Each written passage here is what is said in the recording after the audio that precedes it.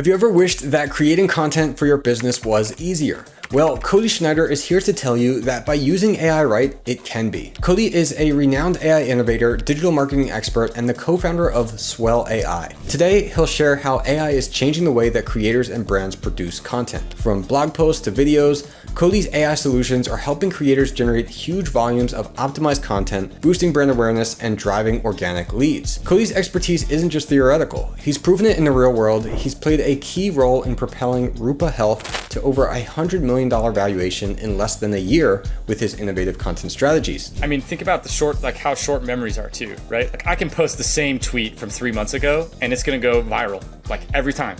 And it's because think how many pieces of content people are seeing on a daily basis. Like people get hung up. I'm seeing and the data we're seeing from all the people, like the clients we're working with, there is a ceiling on how much you can post, but that ceiling is, 2x or 3x higher than what people think it actually is. So if you're ready to learn how to leverage AI and scale your content marketing to take your business to the next level, stay tuned because this interview is packed with actionable insights you won't want to miss. Welcome to The Creator's Adventure, where we interview creators from around the world hearing their stories about growing a business. Hey everyone, I'm Brian McNulty, the founder of Heights Platform.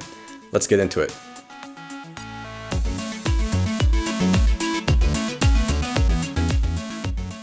Hey everyone, we're here today with Cody Schneider. Cody, welcome to the show. My first question for you is, what would you say is the biggest thing that you did or you are doing that has helped you to achieve the freedom to do what you enjoy?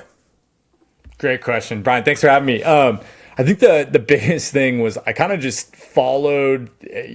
A lot of the times I feel like people try to plan like what their next steps are. And in reality, always the best things that happen to me, especially on the business career side, was just like following whatever presented itself and then just pulling that string until, you end up in a place you had no idea you were going to be. I started out in e-commerce as an example, and then somehow now work in B2B marketing content generation. I have no idea how I ended up here, but it was kind of just, unraveling things as they came. So I think that's the biggest thing I always try to tell young people is just every opportunity, the door that opens, just walk through it or run through it as fast as you can and use that as the stepping stone to that next thing. So, yeah, I like that.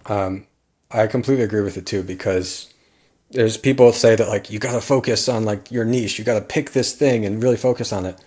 But when you're starting out as an entrepreneur, especially, you don't know what that thing is yet. And I think there's a lot of ways that people can either become really deeply involved in or really good at these things that you would never find that out if you didn't start trying it in some capacity. And for myself, I started as a try to do it all web design agency that we did print design, web design.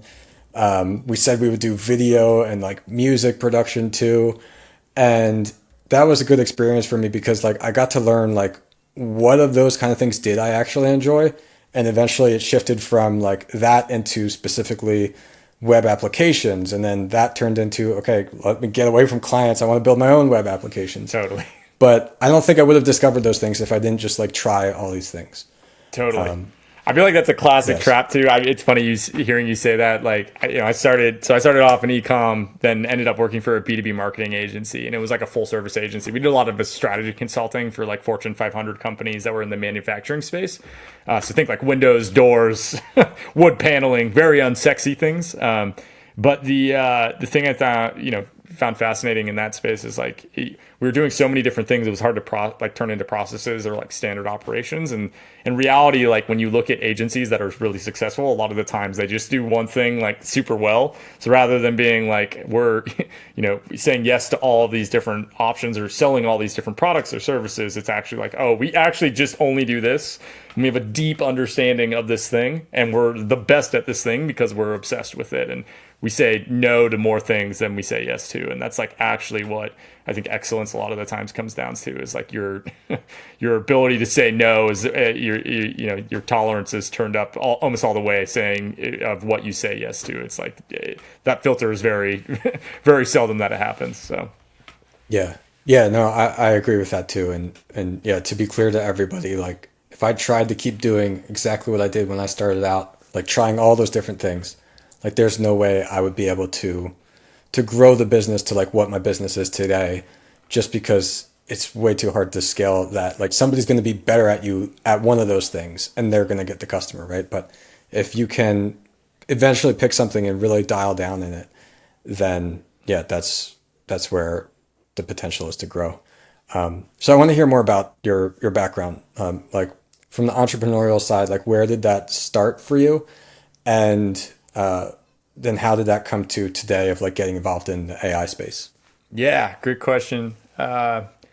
I don't think I had a choice. It's probably a compulsion. Yeah, I grew up like both my parents owned businesses, and my dad was in the logistics space. My mom was in the healthcare world. But yeah, so just kind of from day one, that was dinner table topics. And I was always just like looking for arbitrage, like whatever that was, like selling anything I could get my hands on for more than I bought it for. So it was definitely just one of those. It's the classic. Is it entrepreneurs made or born? I think both, but for me, it was just like there wasn't really a choice. This was just what was there. But yeah, so I started out. I learned graphic design when I was younger, and then that parlayed into selling T-shirts, and then that parlayed into print on demand, and then I made a decent amount of money in the print on demand space early on, and kind of in that e-com world.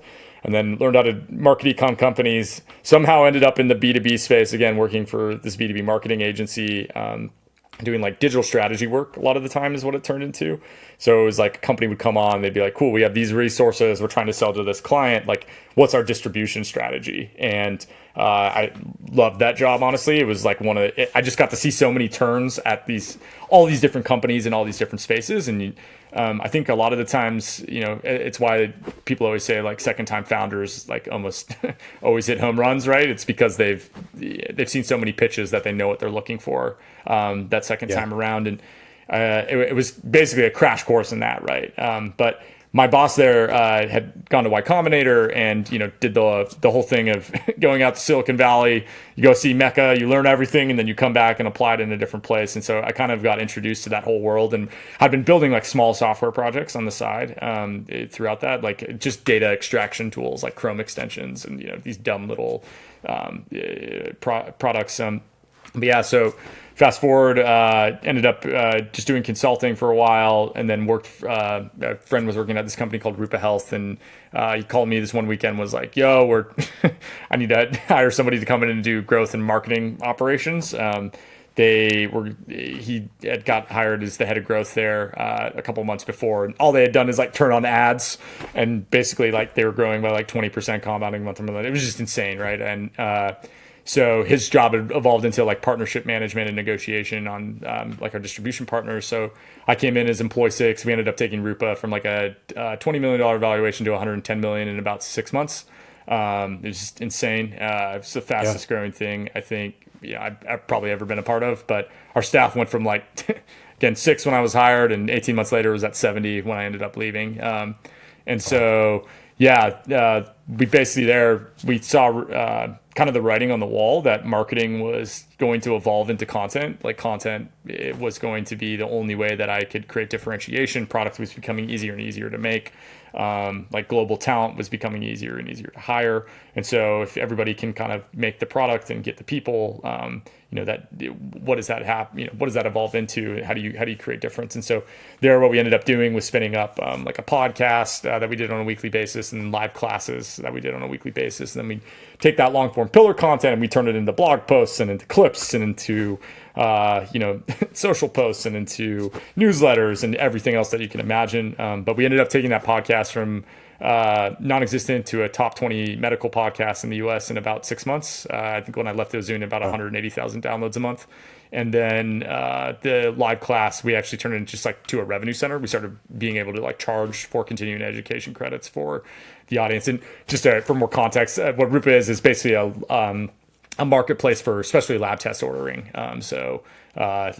We aggregated all of these different lab companies, put them into a single platform, and then had this like layer of customer support that we provided on top of it. And then we took our rake. It was like 7% on top of the margin of whatever we were selling. But with that, like basically I was running I think at the peak, an ops team for marketing, for content marketing of like 15 to 20 people, all the writers and videographers and, that whole thing. And so we, as soon as AI came out and we started to see the early signals that it was going to like be capable to do some of these jobs or augment some of these people, from day one, we were kind of all experimenting with it. And then something happened in like October of 2023. It just like got good enough to where like the outputs that it was generating were actually like usable, or like, it was 80% of the way there and our team could go over the top of it. And so, I ended up leaving Rupa and co-founding this company called Swell AI, which is what we're currently building. That with my co-founder Max, we'd met at Rupa, and he was doing a bunch of stuff in the AI space already. And so, so that really is the origin of Swell. We were like, how do we take all these processes that we were doing with all this human talent and make it more accessible for anybody, where it's like, okay, cool, I can record conversations with industry experts, and that turns into all of the media that I could want for that entire week, basically, from that single conversation. And then, make a marketing team of one function like a marketing team of 10. So, yeah. Yeah. Yes, I want to talk more about like this direction, because most of our audience, like they're going to be solopreneurs, like coaches, consultants, and they're probably thinking, okay, wow, that's really impressive. You did all this. Like, how do I apply that? I'm just one person. What's my like content strategy going to be? And like I've seen from your Twitter, your bio says, follow, watch a self-funded startup beat VC-backed companies. And like, that's my approach too. Like we're a bootstrap company at Heights Platform, and I plan to stay that way. And so I think it's really important. Like the way to win is you have to figure out, well, what can I do that they can't? And then how can that become like part of the strategy? So what would you say is like advice, like from everything you've learned, if somebody listening to this or watching this as like an independent solopreneur, they're trying to build like this info product business, this consulting business, what should they do as their content strategy to stand out and be different? Yeah, so I love this question. So I think a lot of the times, like people put the burden of making content on themselves. Like my first thing I always tell everybody is like lean on other people that are like in your industry or in your space, so that you don't have this burnout. Like content is a grind, right? And so as much of you can incorporate other thought leaders like into your kind of content producing process, like that's going to, especially for the source material, right? Like that's going to be the kind of the biggest lift is handled, right? Like you basically have to tap into their knowledge, and really it's exactly what we're doing here, right? Like you have somebody that's in your industry or an expert in something come on the show, they tell you all of this, information, and like you just get to ask questions, but like from a mental energy that's expended on a weekly basis, it's maybe 2 hours of your time, right? It's like, okay, I got to prep maybe an hour, and then I sit down for an hour and talk to this person and have it. My team does everything. I just get to exactly. You show up, right? And talk with you. So, yeah.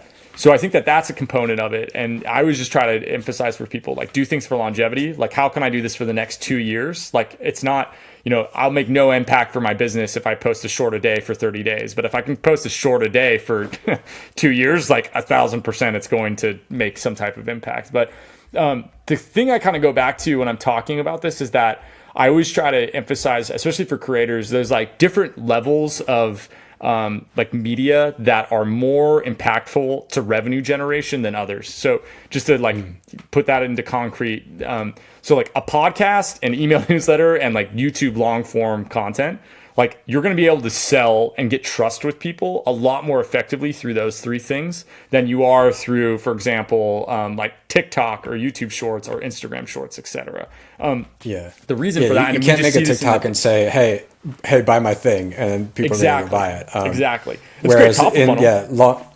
Exactly. Yeah. But it's a way to basically get them into like a pipeline, right? Like when you're thinking about selling. So like what I always suggest for any creator that's like, whether they're selling a course or they're selling coaching or whatever, is like you use this short form content as a way to like introduce them to you. And then you're trying to get an email, you're trying to get them to watch long form, YouTube videos or listen to long form podcast content. And then on a weekly basis, I'm trying to be in their ears, like, every week it's an hour I'm talking to them, right? And that's how you build and cultivate deep trust. And when you think about what's actually happening there, when you have somebody that's listening to a show, what it really is going on is like it's a one-to-many conversation, right? Like, when was the last time you stood up in front of an audience of 5,000 people and like just talked to somebody, like had a fireside chat? Like, I mean, for me personally, it's probably been 4 years, or whatever. I don't even know if I've done it a volume at that time, maybe like 300 people, right? Yeah, and got to spend like a half hour or an hour with them insane. doing that. It's insane. Yeah. Exactly. And so, and that you have their attention, right? Like, that's wild. And so when you think about, like, if you're a creator that's selling, especially, these high ticket items that take a lot of trust, that is how, like, that's how you're going to sell them. It's not going to be like you have a short go viral and then people buy your coaching, we see this in the data, right? I'm in this world and I spend all my time in this. That's not how people make purchasing decisions. Like, they might get introduced to a thing, but they're not going to like buy a $3,000 service off of that. What they will buy a $3,000 service off of is like, over 6 weeks, if you email them a podcast episode or a YouTube video that provides a ton of value to them and impacts whatever their life in some way, that is going to trickle down into, okay, cool, they come in and they're buyer ready. And I think that's the thing that always shocks people, is when you have this longer form content, the person is already ready to buy when you get on that sales call. They're like, you don't have to convince them of anything. They're like, no, I'm ready. I'm ready to buy. Just send me the link. And I just had a sales call this morning that was literally this. They're like, yeah, listen to all your stuff. I've watched all the videos. I've taught, I've seen you on social, like, constantly. I'm ready to buy. Just send me the link. Just like, we're ready to work with you, right? And when you think about that as a creator or as a a solopreneur, like, that is the goal. I think it really depends on each industry and audience, but the playbook that we're seeing work most effectively for especially like coaching and selling courses and all this is use short form content for top of funnel. That leads into some type of owned media where it's like email, long form content. And then you're just trying to be in front of them on social constantly over and over again every day. How do you be that? And so when you look at, all this is kind of a symbiotic relationship, right? Like, I record a long form podcast, say I have guests on a weekly basis and I'm a coach and they talk about whatever it is that they have domain knowledge in. I chop that up into clips. That turns into my short form social. I then go and I find like every email address of every person in my target audience or whatever. And I like email them out those episodes to them. And like anybody that sees the short form clips, we send them to an ebook page or whatever. So whatever lead magnet you use to get that email address, that goes into a drip nurture where you're just sending them more content. And the way I try to describe this, or the analogy I use, I call it digital gravity. We're trying to make digital gravity on the internet, right? And what is gravity, right? Gravity is the byproduct of mass. So we're trying to make digital mass on the internet. What is digital mass? Digital mass is content. So the more content I make, the more digital mass I make, the more digital mass I make, the more digital gravity I make. And the more digital gravity I have, the more influence and inbound I get. And that's actually how funnels work, right? It's like, I'm like attracting people into this. It's, people look at it as like the funnel. It's like this like thing people like start at the top and they kind of, magically work their way down. It's like, no, that's not how actually people make purchasing decisions. What actually happens is they like, they're flying by you and they get into your rotation and then they're there for 6 weeks and then they buy your service for $3,000, right? And so we have to think about, okay, what are these tactical things that are happening? So as they're flying by, they see a short form piece of content and then they get on your newsletter and then they get dripped 6 emails over the next 6 weeks and they listen to 6 episodes of your show and then you show up in front of them on TikTok and Instagram shorts and YouTube shorts every time they log into the app. And suddenly, they're at this point where they're like buyer ready and an ad shows up with a call to action to, buy your coaching service, your course or whatever that is. And that's when that happens. So long monologue, but that's how we see people really effectively building these types of businesses that are using platforms like Heights, right? Like that are building these types of digital companies. Yeah, completely agree with that. Let's see. So now, you've got Swell AI, and I'm curious. I want to talk about like a couple things around that, and like how AI plays into all of this. So you got like AI generated content. in ways like it can be. There's a lot of ways to use AI helpfully, I guess, but then there's a lot of maybe wrong ways to use it. So like it can allow you to create this like high volume of content without having a team to have to do that. But you've got the flip side where it's like a lot of times AI generated content is like this low quality content that maybe you're going to get penalized in the search engine, or it's not going to catch in the algorithm or whatever. So with Swell AI, do you have any like systems in place to help ensure that like that content's going to be like on brand, or like for those that are completely like, I do not understand how to involve AI in my content, what would you say to them? Yeah, I think the first thing is like audit your systems and workflows. I guarantee that 80% of them can probably be automated in some way at this point by AI. So a lot of the times people are like, "Oh, I'm going to adopt AI," and we're like, I mean, I see YouTube videos like this all the time, and this is literally like what McKinsey and Gartner are selling these corporations. Like, we're going to come in and rebuild your whole, like from the ground floor up, AI ready, and it's like, no, like do not do that. Like, just stop. Like, the right way to do this that we're seeing companies be the most effective is like, what are you doing currently? Like, which part of these tasks can AI automate? And then let's implement those solutions so that your team can focus on high impact things. So to make that concrete, say you're in the real estate space and like half of real estate is paper pushing. So like, what's the common thing that's happening within, within this org? So like my friend does this as a consulting service, right? He like goes in, he just audits their workflows, and then he builds out these operations, like AI enabled operations for their teams. So automates away 60% of their daily tasks. Like, and what AI is really good at, and what people, I think I'm always trying to, just repeat over and over again, kind of mantra wise, is like, it's great at taking unstructured data and structuring it. Right. So if I have like a whole transcript that's an hour and a half long or 45 minutes long, like this one, and I say, hey, AI, like list 10 insights from this episode related to digital marketing, right? It's going to be incredible at going and finding those ideas that are related to digital marketing from that like just raw source file. So implementing it within your processes in that way is going to be like first, like the number one thing. The other component is like thinking about it as, okay, can I get it 80% of the way there or 90% of the way there? And then the human is doing kind of that last 10%. That's how we're seeing it used most effectively. Like when you're like, if you're really obsessed with brand and you're really trying to like be at a high quality level. The other piece that I think most often I hear it from people is they're like, oh, this is like terrible content. It's very average, or it doesn't, that the tone, style, or voice doesn't sound like me.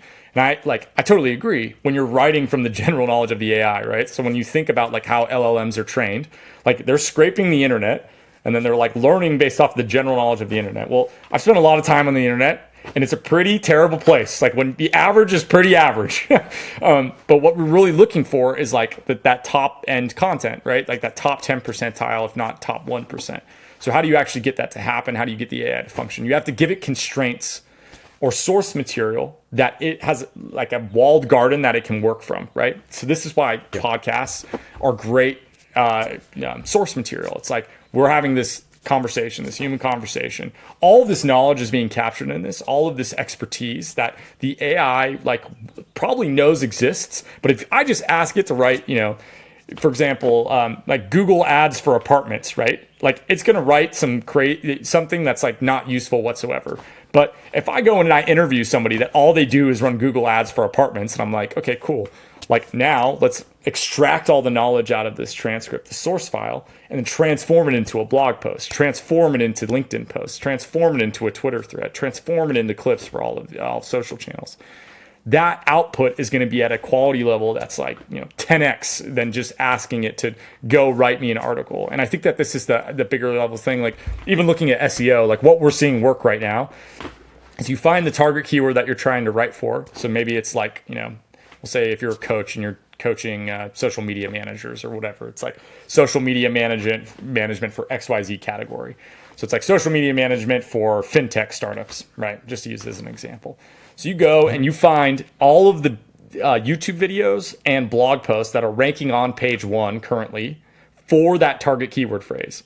You take all that text, you take the transcripts from the YouTube videos, you take the text from the blog post, you put it into a context window, and then you're like, okay, AI, like I want you to write a blog post outline for the keyword, social media management for fintech startups, based off of the source material that I provided. And now so that's the first prompt. And then I chain a prompt to that where I'm like, okay, now write me a blog post article based off of the outline that I just provided, based off of the source material that I provided. And the quality of the output that you're going to get from that is like, I mean, that's top 5% of like content writers that you could hire anywhere, right? And at that point, I mean, we're seeing, like personally, I'm just running tests because this is what I do for a living. Like we're seeing this type of content like go to page one in like 24 hours. Like if you go search Google ads for apartments, I'll come up like position 3, like a blog, like my personal blog, right? The domain authority is like 12. It's not that good, right? Like it's like the site isn't some powerhouse because we haven't invested in it at all.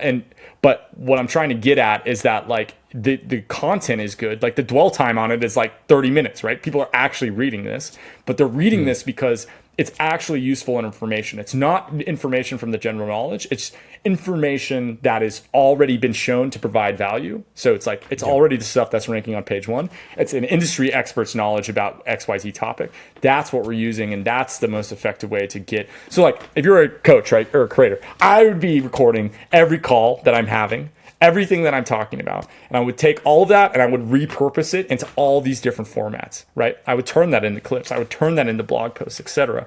And the reason for that is because that knowledge, like you're sharing all this, like all you're doing is you're just making it into these bite-sized pieces it's something you're already, doing. And like, that's how we see coaches use us as an example. It's basically, they're taking their calls and they extract like, oh, what are the insights from this call for my client? Oh, I can go and have it write a, follow-up next steps. Maybe it's a one pager for them. That's like, here's what you need to do next. And again, this is how we see coaches use us, where it's like, here's what you need to do next to, and send that off to the client. But that also turns into, I can go and make clips for all my social channels. I can make blog posts based off of the keywords that I extract from this transcript, et cetera. And then all of that, it's just, taking pillar content, chopping it up into all these different forms, and then meeting our clients like where they are. Where do they spend time online? How, like wherever they are, we need to make media and show up in their lives on a daily basis type of deal. So yeah, excellent advice. And I agree with that being the way to use it. It's really strong at transforming the content. And again, the same analogies of like, you're not using it for the training data it has, you're using it for like its reasoning capabilities. You're giving it the information that is showing it like where it should be operating in. And then it's working within your constraints that you're defining of like the processes and what it should do. It's not like picking out random stuff from its training data, because that's what it's going to do for everybody. And it's going to be really, really average. Totally. And like the analogy I like to use is like, AI is like walking up to like a random person on the sidewalk and saying, hey, do this thing. It's like, what? It's like, they don't even know that they work for your company. They don't know you have a company. It's completely, and whatever they're going to give you is going to be like so average. But then like what you said, you bring in like the expert, like all they do is that thing all day long. That's what they know about. So you give your expertise to the AI, and you show like, this is all the stuff. And then it's able to use its own like reasoning capabilities to transform that in some really powerful ways. And like, the big advantage, I think, for solopreneurs right now is taking all of your processes and everything. And if you're not making like SOPs or like documenting that, even for yourself or with like a VA or something like that, you really should, because you can take a lot of those things and just transform them into ways that AI can do it for you. 1,000%. And it, like, think about it as like, I have tasks and like job roles, right? Like I'm just trying to automate tasks, right? Which is what a job role is. Like if you look at like a social media manager, and like, this is something that's going to happen like 1,000%. Like we're already seeing it. And it might be us. I don't even know. We're talking about it, but it's like, hypothetically, you just automate the role of a social media manager, right? So like, imagine you record these podcast episodes, and we're going to take those episodes and we're going to upload them into a tool that basically can do clip identification. It can make the clips. It adds captions. It does auto cropping for active speaker identification. It then can schedule those out to your social channel. It publishes it. It analyzes the data to see what works. It goes back to your back catalog, and then it makes more. Like when you look at a social media manager's role, that if they're good, right, that's what they're doing. It's basically like, I publish content, I see what works, I go back and I make more like the best performers, and I create a growth flywheel. Well, AI is entirely capable of doing that whole thing now, but it's chaining all of those events together. That like is, and we're just starting to see this. Like we think you could do that in like social media management. We're calling her Jenna internally. We have like a like this like a test that's running right now. But it's like, and hypothetically as a solo like preneur, like you could come in and be like, all right, I'm going to hire this agent, right, which is basically just an employee, and they're going to do this job function, which is social media management. And then I could go in and I could hire, like again, for instead of whatever you would pay, even for offshore talent that's good, like $1,800 a month, you could hire them for $150, right? And maybe they're not as good as the human, like they're 50% of what a human is, like to begin with. But at that price, I'll do it all day. And also the scale that they could, like they could go manage 100 different accounts for you. And 24/7, and you can have as many as you want. Yeah, exactly. So, and then we think we could do this for like a social media, or sorry, a SEO specialist as well, where it's like it does keyword research, it verifies that there's actual volume for it, it writes the article, it publishes it, it indexes it, it then goes back to your data. It's like, okay, what's actually producing signups, and then it goes and it writes more content based off of the best performers, and it just creates this growth flywheel, right? And then also like Google ads or all these different channels. So I think that's how I see this evolving long term, is like you're going to be able to hire these like AI agents as employees. But why is that happening? It's because they're doing like tasks and doing like jobs that are what humans used to do. And that's all we're doing with this whole process, is we're basically like, again, analyzing what we're doing. What can we automate as much as we can? What can we turn into this thing that is just kind of running in the background as much as possible? And then our time is spent on the human elements of it. It's spent on sales. It's spent on client-facing time. It's spent on these things that the AI is never going to be good at. And I always laugh when people are like trying to like, make these AI avatars and like, do all this stuff. Like nobody actually wants to interact with that, like at a human level, right? The only one that I've seen that I think is actually going to be the standard, and we're working in a company in this space, but they're basically like an AI answering service for restaurants. So you call in for takeout, and they like take your order, and then they like plug it into their Toast POS or their Square POS or whatever automatically. I think that actually will be like a way that these things get adopted, where people will be excited or you'll actually use it, because like, how many times have you called the Thai restaurant that's your favorite in your neighborhood, and like, he doesn't pick up, and like you just have to go in and get it, whatever. So it actually is providing a value. You don't have to interact with him or her in that instance. Exactly. And like that could be the same thing where like it gets automated on the consumer end too.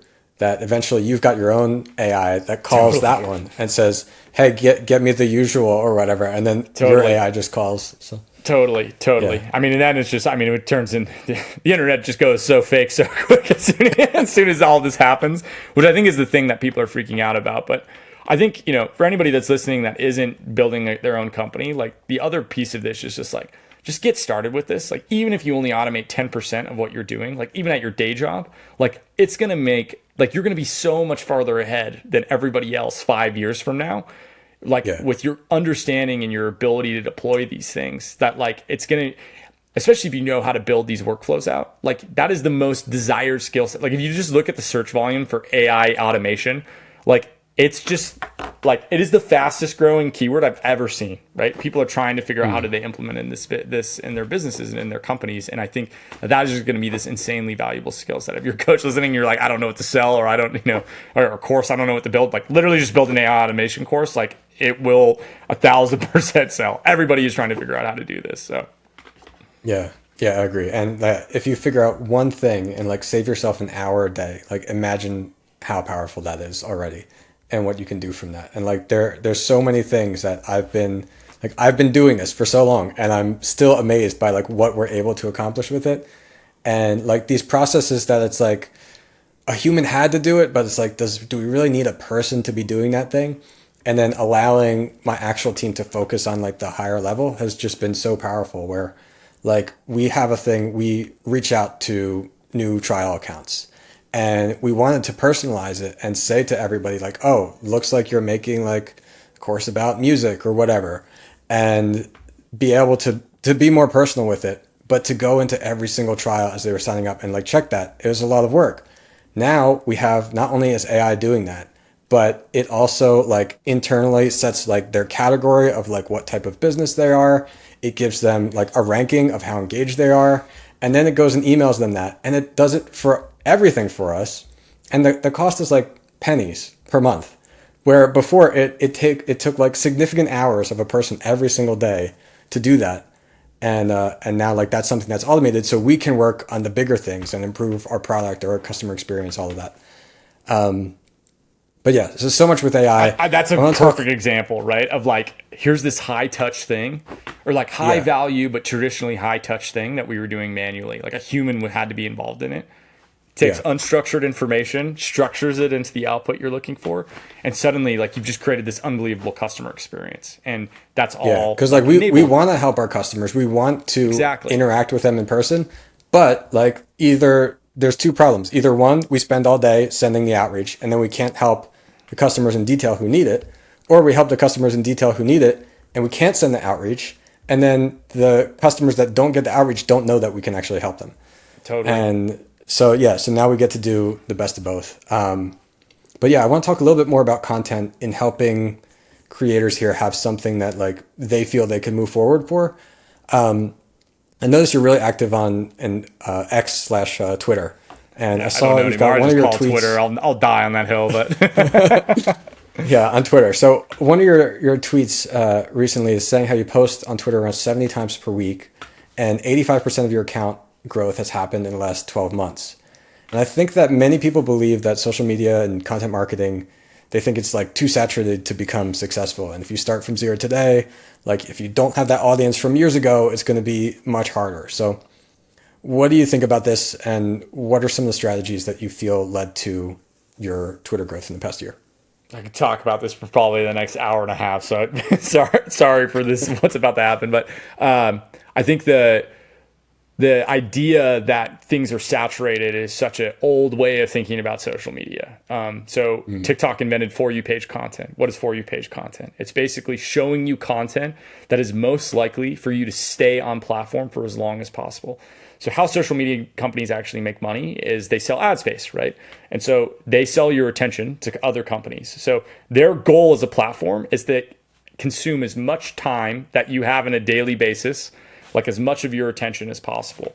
So what they found is that initially they're like, oh, well, it's your friends. That's how we get you. But in reality, how you actually get people is you just show them interesting content that they don't even know half the time that they would be interested in, right?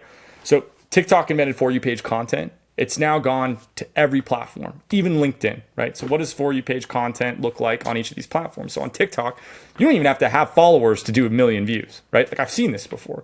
If the video is unbelievable and it like is a novel idea, it will go viral on the platform. And the reason for that, again, is rewarding content that's consuming people's attention. So Instagram Reels is this. YouTube Shorts is this. YouTube just itself is this. Like, think how many videos are from creators that you have no idea who they are. And really, probably YouTube invented this, but TikTok perfected it on the algorithm side. But now, same thing on Twitter. It's like For You page content. So it's just going to show you content that it's most likely it knows is most likely to keep you on the platform. LinkedIn is moving towards this as well, where you see like creator content that you didn't even know, you have no connection with. So with that, kind of constraint in mind, I mean, we're seeing this on like Instagram accounts right now. Like you can post 4 to 6 different reels a day, and like only one of them will get all the views for that. And they'll get 80% of the views for that account. And the reason for it is because, again, it's deciding what content is going viral based off of the consumption data. So if it's based off consumption, it's only going to show good content to people. So you're not saturated. It's not like you're blowing up a feed like you used to previously. It's only going to show that video if it's good and relevant to the audience, or if it will keep people on platform. And so, like, to go back to the Twitter piece, like for me, I realized this. I was like, tweet volume is going to be a game. Everybody was doing threads at that point too. And I was like, okay, this is going to be a way. Like, we're just going to get back to the basics and like what are hooks with interesting ideas. And just like, all I'm going to do is just document. Like, again, I do growth marketing for a living. So half of my job is just experimenting with whatever is going on in the market, and then applying that to these businesses, or helping people with their businesses, or just the companies I own.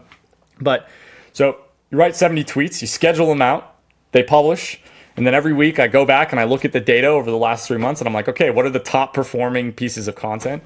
Here's the top 10%.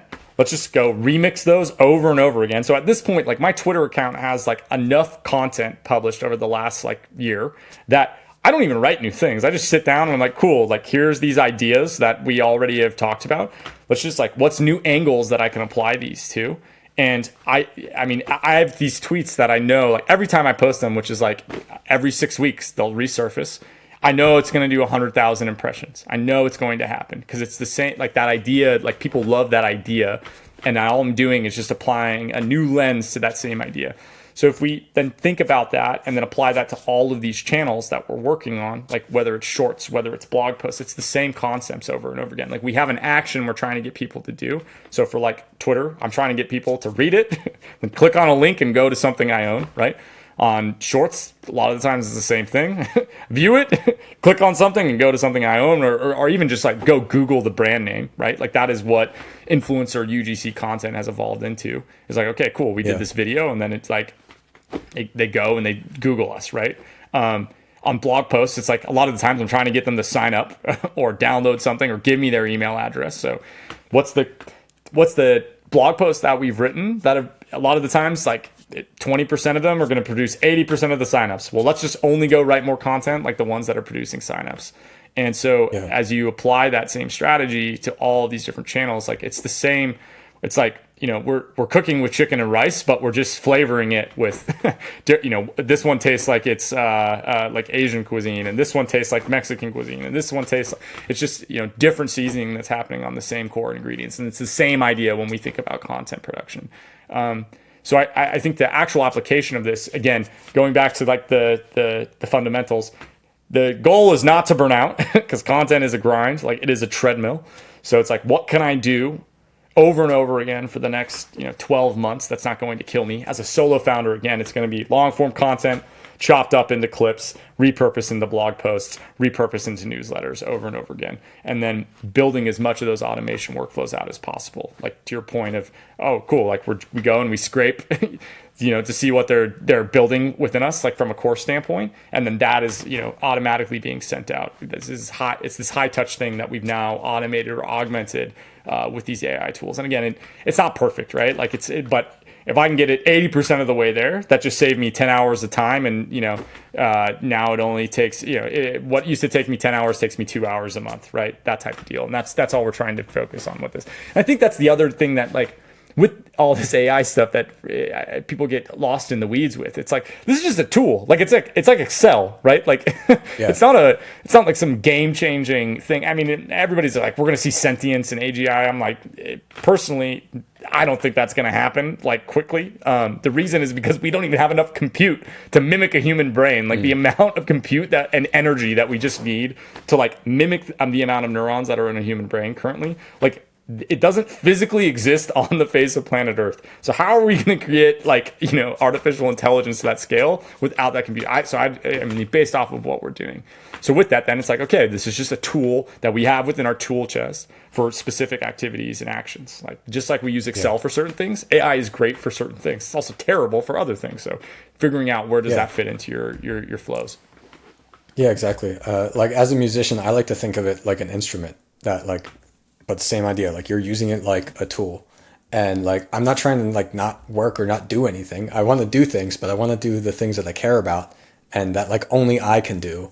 And the boring things and the things that are so repetitive that like, it's like mind numbing because I'm going to do the exact same thing over and over, that I want to be able to delegate to AI. But I want to call attention to the point that you just mentioned, because I think it's excellent advice about the different angle or different lens on the content. And like we've heard before on here, people have said, well, you've got to make sure that like everyone can see your good content. And they'll say like a mistake somebody makes is they make this really great piece of content. Then they've got their newsletter list who may have never seen that content and then they never talk about it. But I think you're getting at a separate point, which is also really important, is that you make this really good piece of content. It doesn't have to be like, oh, how do I do that again? Like you want to try to, but at the same time, you can take the good thing that you made and then find a way to like approach it from a different angle or different lens and then reuse it again and again, because either like even people who have seen the first one will still want to see the second one. 1000%. And there's going to be so many people out there who haven't seen the first time that you've posted something like that. 1000%. I mean, think about like how short memories are too, right? Like I can post the Yeah. same tweet from 3 months ago and it's going to go viral like every time. And it's because like, you think how many pieces of content people are seeing on a daily basis. Like people get hung up and they're like, yo, this is, I'm going to create fatigue or, all of this, like just like how we used to have ad fatigue. I don't, the data I'm seeing and the data we're seeing from all the people, like the clients we're working with, there is a ceiling on how much you can post, but that ceiling is, 2x or 3x higher than what people think it actually is. Like if you're posting once a day now, like that's like minimum. Like you could easily ratchet that up to 4 to 6 times a day, for example, on like Instagram Reels and see results. And again, it's because For You page has taken over all of these spaces, all of these fields. Like it's changed the entire dynamic of how these social media platforms function. It also just creates a wider net that you're throwing out there. Like I don't really know it's going to work, but if I have enough data, I probably know it's going to work, right? And that's when the more posting I get, the more at bats I see, the more data I have, the better decisions I can make on what to make next. So Awesome. All right, well, I've got one more question for you. And on the show, I like to have every guest ask a question to the audience. So if you could ask our audience anything, whether something you're curious about, something you kind of want to get everybody thinking about, what would that be?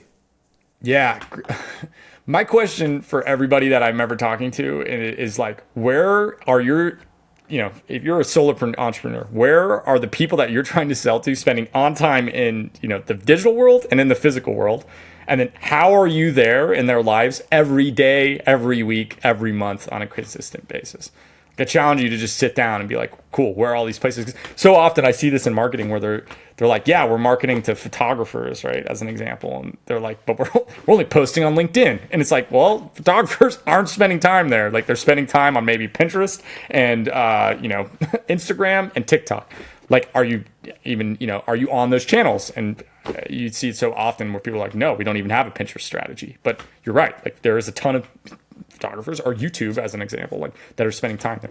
So it's meeting wherever your target audience is. How do I meet them there?